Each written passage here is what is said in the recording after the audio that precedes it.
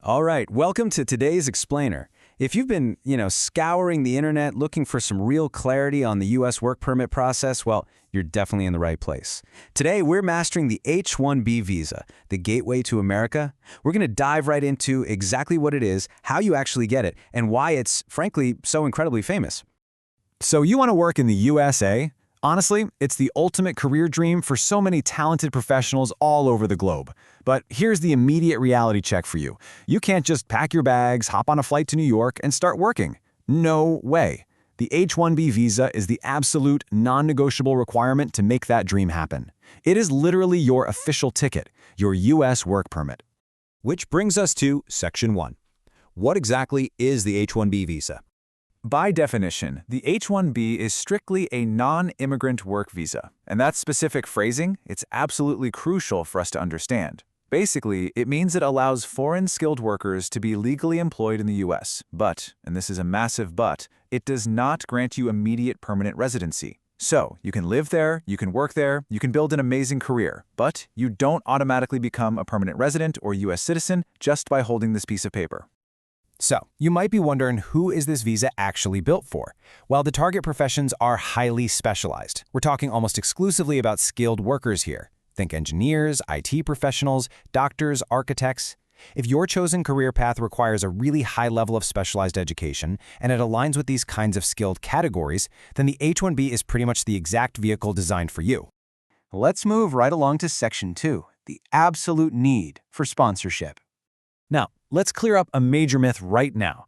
You cannot simply apply for this visa on your own as an individual. It's just entirely impossible.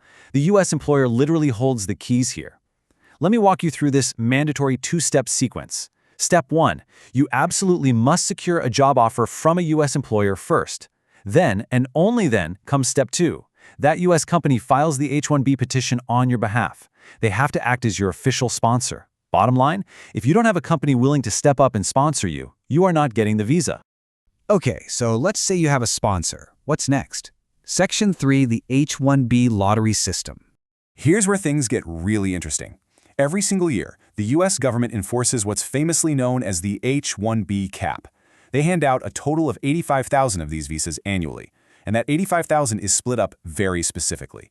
65,000 go to the regular category of skilled workers, right?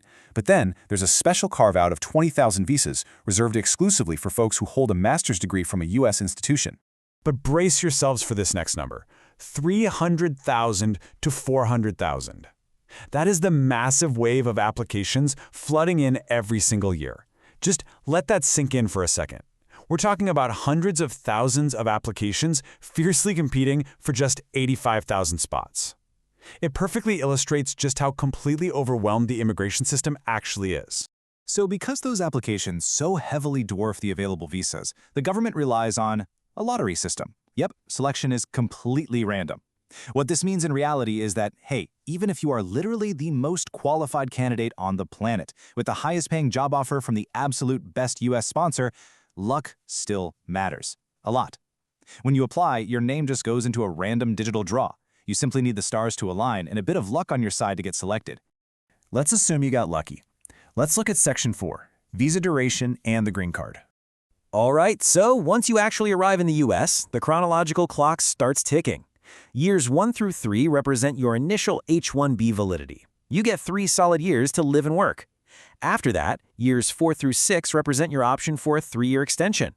That brings you to a hard maximum cap of 6 years. But wait, the journey doesn't have to end there. During your time working, you can apply for a green card. If that green card process is successfully kicked off before your 6 years run out, it's a real game changer.